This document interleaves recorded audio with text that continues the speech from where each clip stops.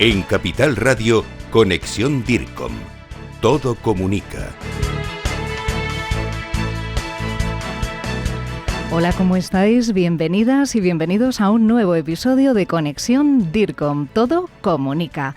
Soy Eva Mateo y hoy tengo el placer de acompañaros al frente del programa con Jorge Zumeta en el control. Para este capítulo recojo el testigo de nuestro querido compañero Gonzalo Prieto, que hoy no ha podido estar con nosotros. Como sabéis, este espacio no se detiene y hoy tenemos un tema de máxima actualidad: la comunicación en situaciones de emergencia. El pasado 28 de abril, un apagón eléctrico dejó sin conexión a la península ibérica, sin electricidad, sin internet, sin red, eso sí, con millones de personas y de organizaciones enfrentándose a una situación inesperada. Y en este contexto, ¿cómo debemos reaccionar? ¿Qué se comunica? ¿Cómo y a través de qué medios?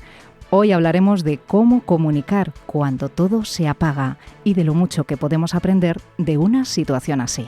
Comenzamos.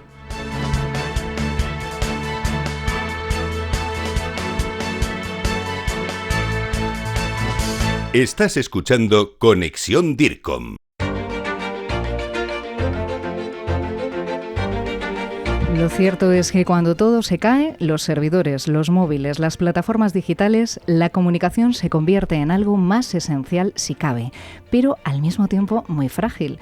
En momentos como el que hemos vivido, los medios que siguen operativos se convierten en referencia, porque la ciudadanía busca certezas, contexto y orientación. En estas circunstancias, la radio volvió a demostrar su fortaleza como canal inmediato, accesible y sobre todo confiable. Hoy nos acompaña Jacobo Menéndez, director de Comunicación Global y Marca de Ábside Media, grupo de comunicación responsable de marcas como COPE, 13 y Cadena 100. Jacobo, bienvenido a Conexión DIRCOM. Muchas gracias, Eva, encantado. Lo que ocurrió el 28 de abril no fue solo un apagón, ¿no? Fue un corte abrupto también de conexión y de acceso a la información. La radio, eso sí, fue uno de los pocos medios que se mantuvo ahí firme, ¿no?, desde el primer minuto y que contribuyó a paliar el vacío informativo. ¿Cómo visteis vosotros desde dentro esa jornada? ¿Qué papel asumió la radio en esas primeras horas del apagón? Pues te diré que desde dentro fue pues esos días que te apetece ir a trabajar, ¿no? Al principio nosotros tenemos capacidad un poco para seguir emitiendo cuando se acaba la electricidad, cuando no hay electricidad, pero sí que es cierto que notas que empiezan a cambiar las cosas, ¿no? Que empieza a haber algo diferente y ahí es cuando empieza un poco la parte informativa, que es lo que nos gusta a nosotros en la radio. También la jornada del 28 de abril, la que comentas, fue una confirmación del valor esencial de la radio, ¿no? Más allá de lo que podemos tener en nuestro día a día. Y mientras otros medios se quedaron un poco silenciados, la radio mantuvo esa conexión con la audiencia. Asumimos ese papel fundamental como una responsabilidad, ¿no? Dentro de esa crudeza de lo que estaba pasando, pues nosotros teníamos esa labor que comentabas antes de poner contexto, de informar, de tranquilizar y de acompañar, ¿no?, en un momento de desconcierto. Y esa capacidad única que tiene la radio de estar presente, de acompañar, como te comento, pues es un poco lo que nos dio ese valor diferencial. Y vuestra cobertura, además, como la de otras emisoras, fue inmediata, como no podía ser de otra forma. ¿Qué mecanismos activasteis para poder responder con esa rapidez? ¿Tenéis protocolos específicos para este tipo de emergencias? A nivel técnico, obviamente, tenemos muchos protocolos específicos, ¿no? Obviamente tenemos unos grupos electrógenos que se activan, el equipo técnico está preparado, hacemos muchas pruebas a lo largo del año. Al final, como medio de comunicación, tenemos la necesidad, medio de comunicación 24/7. Hablo de radio y de televisión, tenemos la necesidad de emitir continuamente, ¿no? Entonces siempre existen esos protocolos. A nivel informativo, pues lo que hacemos siempre, informar. Es decir, esta situación es la misma que te puede pasar y me estoy acordando ahora de cuando falleció el Papa Benedicto, que falleció un Papa el 31 y tienes que estar a nivel informativo en el momento, ¿no? Entonces eso, no hay protocolos para eso, pero sí que hay a nivel técnico para adaptarse y para mejorar en ese sentido o para seguir emitiendo en cualquier momento. En momentos de incertidumbre, los ciudadanos evidentemente lo que buscan son voces, ¿no?, que les aporten seguridad, certidumbre y guía. ¿Qué tipo de mensajes, ¿no? Decías que la parte técnica es el día a día, pero ¿qué mensajes priorizasteis ese día y a través de qué canales? Pues yo creo un poco lo que estabas comentando antes, mensajes claros, mensajes verificados, que es muy importante y que es un poco el valor también de la radio, la credibilidad, y mensajes útiles, centrados un poco en explicar la situación del apagón, ofrecer consejos prácticos de seguridad. También es importante en esos momentos la calma, ¿no? Porque cuando empieza a haber informaciones o falta de información, que es lo que pasaba en ese momento, ese gran apagón, la gente va a buscar a sus espacios habituales donde buscan información y no la encuentran, ¿no? Entonces empiezan un poco lo que comentan los demás y demás. Entonces era importante en ese momento saber que lo que contábamos verdaderamente estaba verificado y era verdaderamente lo que estaba pasando, ¿no? Y eso a través de información de terceros. Es decir, muchas veces cuando no tienes fuentes oficiales, porque no tienes acceso a esa información, lo que buscas son pues historias humanas que te cuenten lo que está pasando en otros sitios, personajes que puedan o que tengan experiencia en esto y puedan contarte un poquito cómo se está viviendo. Se habló de ciberataques, se habló de Tercera Guerra Mundial, en fin. Y entonces también ese apagón y esa capacidad un poco también de tener tú ese discurso, pues te ayuda a manejarlo, ¿no? ¿Y dónde lo emitimos? Pues, que me preguntabas, en la FM, básicamente, ¿no? Que es lo que seguía vivo. Todo lo que era digital, nosotros también estamos en el ámbito digital porque tampoco podemos estar de espaldas a la realidad que hay y cómo consume el consumidor o el oyente o el usuario información. No estamos de espaldas, pero es verdad que nosotros donde pudimos emitir en esos momentos era en FM. Y eso que en la redacción nosotros seguíamos teniendo electricidad, los ordenadores seguían funcionando, todo iba bien, pero no podíamos llegar al exterior. Entonces la única forma de comunicarnos era por la FM. Hablando también de otros aspectos, tú como DIRCOM, Jacobo, tienes un rol súper interesante. Estás en la frontera, ¿no?, entre el medio, la marca y la audiencia. ¿Qué valor reputacional crees que aporta una cobertura como la que cuentas, una cobertura bien gestionada en momentos de crisis? Pues te diré que muchas veces la gente me pregunta qué hace un director de comunicación en un grupo de comunicación, ¿no? Porque al final la sensación que tienes es cómo puede ser que tu mayor canal de comunicación sea la antena, sean los canales digitales que tienes, y qué haces tú, ¿no? Porque al final todo lo que pueda decir un Herrera, un Jorge Bustos, un Pilar García Muñiz tiene mucho más impacto muchas veces que lo que podamos hacer a nivel de PR, a nivel de comunicación y demás, ¿no? Pero yo creo que en ese momento también es importante no solo hacer, sino contar lo que se está haciendo. Y ya no te hablo solo de nuestras radios, ¿no? También te hablo a nivel de industria, de comunicar y de poner en valor lo que hacemos cada día, ¿no? Y esa es una oportunidad muy buena, porque si hubiésemos hecho una campaña, hablo a nivel sector, una campaña de comunicación, una campaña de marketing intentando tener el impacto que tuvimos, es que no hubiésemos podido, o sea, por mucho dinero que tuviésemos. Entonces yo creo que también es importante tener eso en cuenta, ¿no? Y en esos momentos lo que hablábamos, que el mensaje sea veraz. O sea, tienes muchos usuarios o muchos oyentes que van a llegar en ese momento y que normalmente no escuchan la radio. Siempre tienes que estar preparado. Y en estos momentos más, porque la gente busca información veraz. Si a través de ese contenido que sueles hacer, que es contenido que informa, analiza y sobre todo entretiene, consigues engancharles, es una puerta también para que vengan a consumir más, ¿no?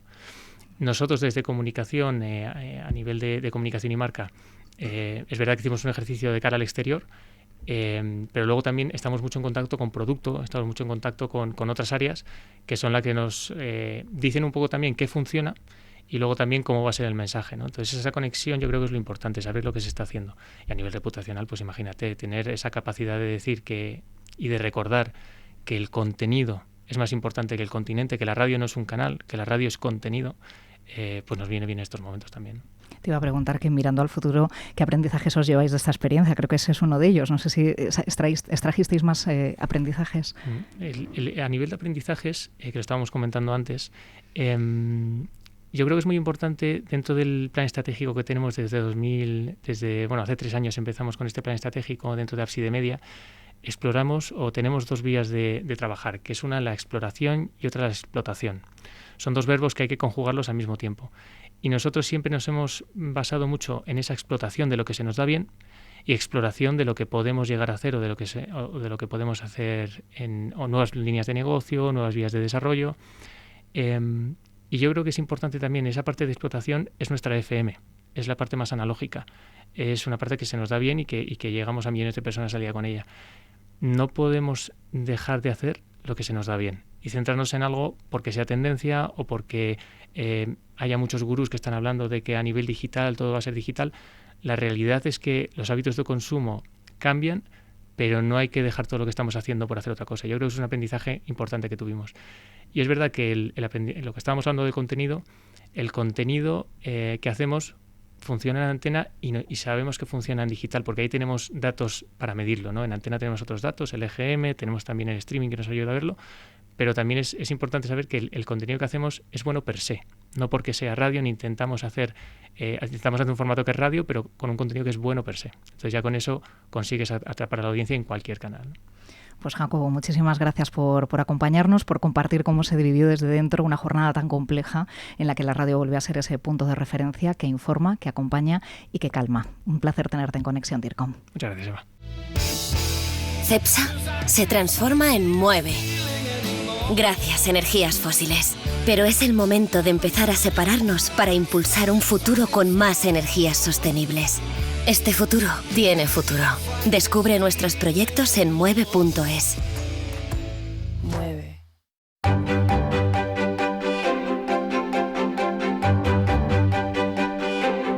Escuchas Conexión DIRCOM. Seguimos en Conexión DIRCOM y abrimos ahora nuestro espacio de conversación con dos referentes en el ámbito de la comunicación. Por un lado, contamos con Miguel López Quesada, presidente de DIRCOM y uno de los mayores expertos en comunicación de crisis y emergencia en nuestro país. Bienvenido a tu casa, Miguel. Hola Eva, ¿qué tal? Muchas gracias. Y por otro nos acompaña Sandra Sotillo, fundadora y directora ejecutiva de Trustmaker, especializada en reputación, liderazgo y gestión de la confianza en las organizaciones. Bienvenida también. Encantada de estar aquí, Eva. Sois dos miradas complementarias que nos vais a ayudar a entender no solo cómo afrontar una crisis cuando estalla, sino también algo muy importante, cómo se reconstruye después. Así que empezamos, Miguel, contigo. Desde tu experiencia en entornos corporativos y de muchísima exigencia, ¿cuáles crees que son las claves para activar una comunicación eficaz en una emergencia como la que vivimos el pasado 28 de abril? Pues hay que ser muy rápidos porque todos nuestros públicos esperan saber qué ha pasado y qué vamos a hacer al respecto. A la vez muy ajustados a lo que de verdad sabemos y no a lo que conjeturamos o a lo que creemos que podía pasar, ni qué causas tiene. Y a la vez tenemos que pensar en las audiencias, en lo que les interesa a ellos y no solo en lo que nosotros queremos contar. Entonces, el otro día, por ejemplo, pues era muy relevante pensar en qué información, servicio le podíamos dar a los ciudadanos, qué consejos de qué hacer o qué no hacer, mucho más importante que por qué ha pasado esto o qué tipo de energía es la responsable, porque en realidad la gente quiere cosas muy prácticas. Lo que necesita la gente es sentir que hay alguien que conduce, hay alguien al volante y hay alguien que les transmite la sensación de control. Y eso se transmite muchas veces más con la rapidez y la posibilidad de oír una voz que te calma y que te dice las cosas, mucho más que esperar muchas horas a tener todos los datos para poder comunicarlos. Precisamente hablabas, ¿no?, de esa rapidez en los primeros minutos decisivos. ¿Crees que en general las organizaciones están preparadas para algo así? Creo que las organizaciones han empezado a perder el miedo a la crisis porque da la sensación de que hay todos los días. Y cuando eso pasa, pues cuando uno tenía una enfermedad grave en su vida, pues le daba un tratamiento de enfermedad grave, era algo severo, era algo importante. Cuando empezamos a ver que todos los días hay crisis, y en eso tiene mucho que ver el fenómeno de Internet, porque todos hemos tenido sustos y de repente alguien te avisa, mira lo que dicen en Internet, y todos los días hay un susto como esos. Entonces las organizaciones han empezado a desarrollar un cierto caparazón de tortuga que les hace pensar que, bueno, que si aguantan casi todo pasa. Y eso, desgraciadamente, nos está haciendo relajar en algunos casos los protocolos, nos está haciendo relajar la sensación de que la crisis está detrás de cada esquina y que todos los días nuestros productos están en el mercado, nuestros servicios se ofrecen a un montón de consumidores y cada uno de esos momentos es una oportunidad de que algo salga mal. Y en esos momentos son lo que yo llamo momentos de la verdad. Las compañías, las instituciones, las ONGs, porque la crisis no es solo de las empresas privadas, cualquiera de ellos se ve expuesto a que en muy poco tiempo su reputación va a sufrir un arañazo y que ese arañazo se infecte y se convierta en una gangrena o se ponga una tirita y sea calmado, es una cosa que depende mucho más de nosotros que de los demás. Hablabas precisamente, Miguel, de ese posible relajamiento. ¿Cuáles dirías que son los errores más comunes que cometen las organizaciones en esos primeros compases de una crisis? El primero es no querer verlo. O sea, la teoría del duelo, por ejemplo, que nos dice que en las primeras fases de una mala noticia, normalmente una enfermedad fatal, por ejemplo, o una noticia que no queremos ver, pues lo primero que hacemos es negar. Lo segundo es la ira, nos enfadamos, luego llega la depresión, la negociación y la aceptación. Claro, cuanto más tardas en aceptar que lo que te está pasando es una crisis, pues no activas. O sea, yo hace años escribí un libro que se llamaba Estamos en crisis, porque lo que decía que es más importante es que alguien diga esto es una crisis. Si uno dice esto es una crisis o esto es un incendio, alguien aprieta el botón de la alarma de incendios. Y eso nos hace a todos saber que hay que desalojar el edificio, hay que avisar a los bomberos, hay que hacer una serie de cosas. Pero mientras sigamos negando que aquello no es un incendio y que no nos va a pasar nada, pues probablemente nos podemos morir simplemente asfixiados por el humo. A lo mejor no vemos nunca las llamas, pero nos morimos igualmente. Ese es el problema. La principal carencia, el principal error que yo le achaco a muchas organizaciones es que esa negación les lleva a no querer pensar que aquello puede ser tan malo como podría llegar a ser. El segundo es no ponerse en lo peor, porque tú intentas también siempre minimizar, hacer eso acotable, manejable por tu cerebro, y tu cerebro prefiere una cosa pequeña, algo que pueda gestionar, y no siempre es así. Entonces hay que ponerse en el peor escenario. Si luego no ocurre, pues mejor.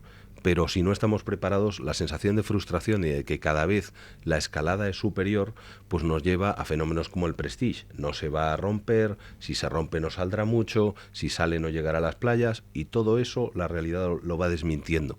Y eso nos crea una frustración como ciudadanos, como espectadores, como audiencia, como empleados o como votantes. Y el tercer error claramente es no haber pensado antes de que llegue una crisis en todo lo que hay que hacer cuando llegue una crisis. La mejor gestión de crisis empieza mucho antes que la crisis. Pues vamos al momento en el que la crisis ha pasado, hemos sobrevivido, pero la organización no ha recuperado todavía su equilibrio. Sandra, tú trabajas precisamente en esa etapa. ¿Por dónde se empieza a reconstruir la reputación y la confianza después de una crisis? Pues yo diría que hay un tema muy importante, como dice Miguel, hay que preparar la crisis o estar preparado para la crisis antes de que llegue, y en ese periodo yo diría que es importante que haya alguien siempre pensando con esta decisión que tomamos, después qué puede pasar, porque a veces en esa rapidez que requiere una crisis acabamos tomando decisiones que nos complican más la vida que nos la solucionan, ¿no? Si el protocolo está bien hecho, sabemos que luego el protocolo nos ayuda a orientarnos, pero luego está la actuación en directo, ¿no? Pero te diría que hay como seis claves cuando uno, digamos, ya ha pasado la crisis y ahora, pues tenemos un problema. Sabemos que nuestra reputación o que incluso nuestra confianza se han deteriorado. Lo primero es saber en qué grado se han deteriorado, que a veces nos estamos haciendo trampas al solitario y no es tan grave, y sobre todo por los motivos, pero a veces sí es tan grave. A veces ni siquiera es un problema reputacional, sino que es un tema de confianza, como pasó en Bankia, ¿no? No era un problema de que tuvieran mala reputación, era un problema de que la gente no confiaba en esa institución, ¿no? Entonces, las actuaciones que hay que tomar son distintas. Entonces, primero eso, medirlo. Segundo, entender el nivel de traición que han sentido los públicos a los que, esa crisis les ha afectado, ¿no? Porque no es lo mismo que tengas una fábrica donde hay un incendio y fallece alguien, imaginemos que es terrible, una de las peores cosas que te puede pasar, a que esa persona haya fallecido porque has decidido ahorrar dinero en seguridad, ¿no? Aquí los empleados se sienten muy traicionados y probablemente no vuelvan a confiar en ti. Entonces, ese nivel de traición va a determinar las siguientes acciones que hay que desarrollar. Y a partir de ahí, desde luego, hay que pedir disculpas sinceras si es que hay que pedirlas, explicar motivos, pero desde luego reparar. ¿Y qué es lo que hay que reparar? A veces con esas disculpas sirve, pero a veces no sirve. A veces las disculpas no valen solo, hay que tomar acciones. Y yo diría que hay una cosa muy importante que a veces se olvida, y es cómo volvemos a generar una expectativa adecuada de cómo va a ser esa nueva relación. Es como una oportunidad, y así que tomárselo de reinicio de la relación, salvo que la empresa vaya a desaparecer. Y por último, desde luego, y esto aunque nadie se entere, pero idealmente hay que comunicarlo y hacerlo de una manera sutil, pero cómo garantizar que hemos puesto las medidas para que todo lo que hemos aprendido en esta crisis no vuelva a pasar y sea como un poco la base de reconstrucción de esa relación.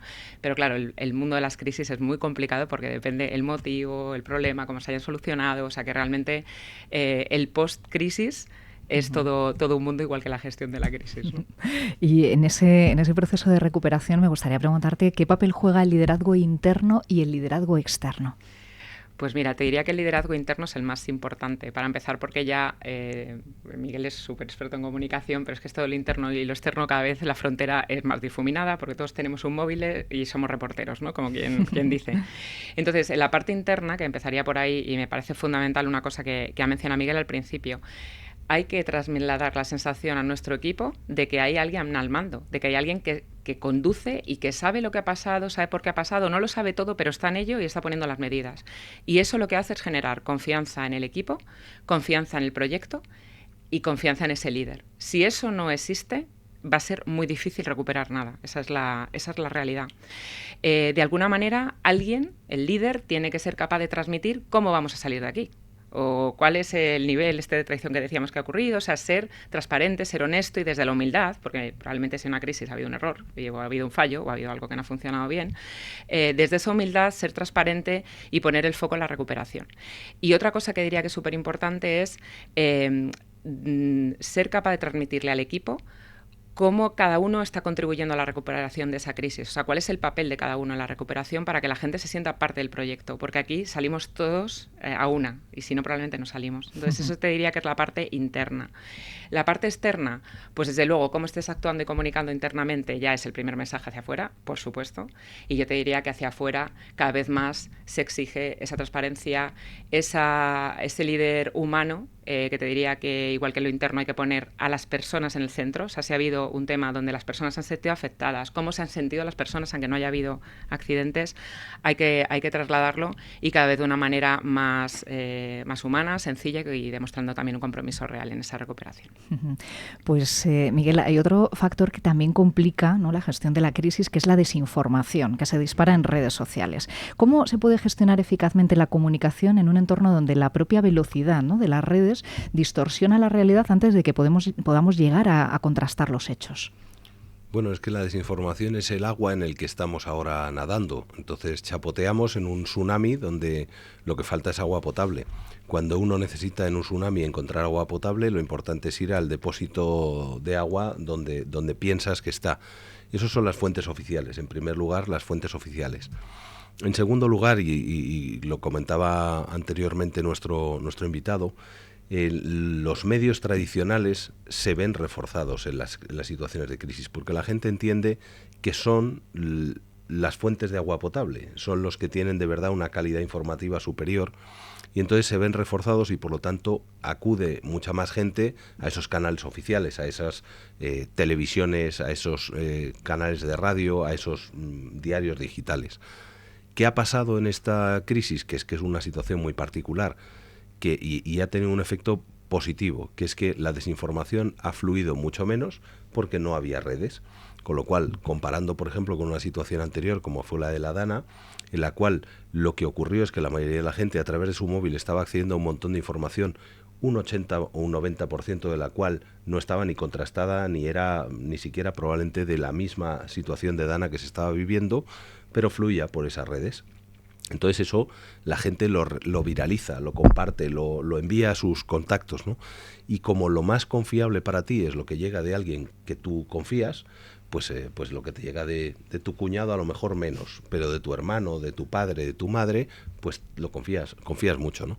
Y entonces lo siguiente es, después de eso, darte cuenta de que una parte importante de lo que está ocurriendo allí pues no te está dando información útil. Si tú como ciudadano desarrollas un espíritu crítico, un sentido un poquito más analítico, dices, bueno, esta información me está aportando algo útil. Si no, pues no es información para mí. Si no me da un consejo de qué hacer para evitar un riesgo, pues no es una información que me interese.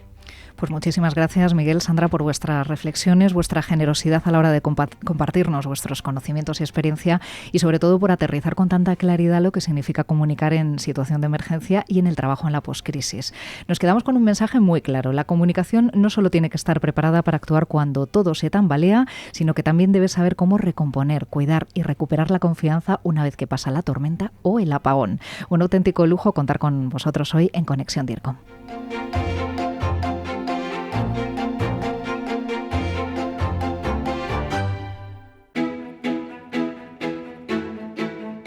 Aula DIRCOM, tu espacio formativo.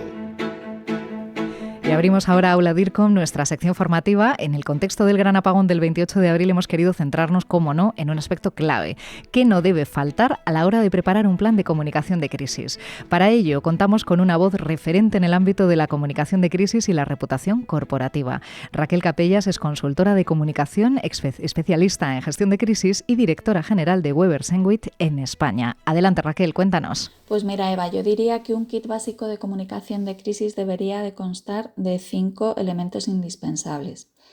El primero, igual que en la vida, es la anticipación. El mero hecho de pensar cuáles pueden ser los riesgos a los que podríamos enfrentarnos, cómo nos afectarían y cómo podemos prepararnos es el mejor comienzo. Si pensamos en el apagón que hemos sufrido en España, los que estaban mejor preparados fueron precisamente aquellos que se anticiparon y tomaron medidas mucho antes de que se produjera el corte de luz y ya contaban con generadores, velas, radios y demás. En este caso, la anticipación incluye tener trabajados previamente protocolos de comunicación, flujos de información, quién comunica a quién y qué, teniendo en cuenta a todos los stakeholders implicados. El segundo sería la preparación y la formación. Igual que se hacen simulacros de incendios en las escuelas, la preparación mediante simulacros de crisis en las organizaciones debería ser obligada, porque como decimos los que trabajamos en esto, la pregunta no es si habrá una crisis, sino cuándo llegará. En tercer lugar sería la agilidad. Agilidad a la hora de activar los protocolos, tomar decisiones y definir la estrategia de comunicación que se va a adoptar. Y de hecho, de la agilidad puede depender que la reputación quede dañada para siempre o no. El cuarto elemento del kit sería la empatía, fundamental. Poner siempre a las personas primero, teniendo en cuenta a todas las personas afectadas por la situación, ya sea de forma directa o indirecta, y comunicar de una forma clara y cercana. Por último, la humildad, el no tener miedo a reconocer los errores, a pedir disculpas si algo se ha hecho mal. Yo creo que con estos 5 elementos las compañías estarían en una mucho mejor posición para afrontar una crisis desde el punto de vista de la comunicación. Pues muchas gracias, Raquel, por esas claves tan prácticas y por recordarnos que la resiliencia en comunicación no solo está en los protocolos, sino también en las personas, los valores y, muy importante, en la preparación previa.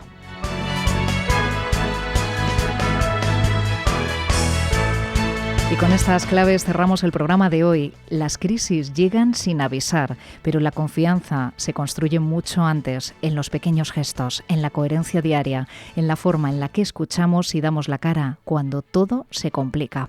En comunicación no se trata solo de tener un plan, se trata de tener principios que guíen cada decisión, incluso cuando no hay red, ni luz, ni certezas. Ese es el reto y también la oportunidad, ser la voz que da calma, claridad y sentido en medio del ruido. Gracias por acompañarnos en Conexión DIRCOM. Nos escuchamos cada jueves a las 13:30 horas en Capital Radio y siempre que queráis a la carta en las principales plataformas de podcast. Y si queréis compartir con nosotros ideas o experiencias de comunicación, no dudéis en escribirnos a conexion@dircom.org. Hasta la próxima.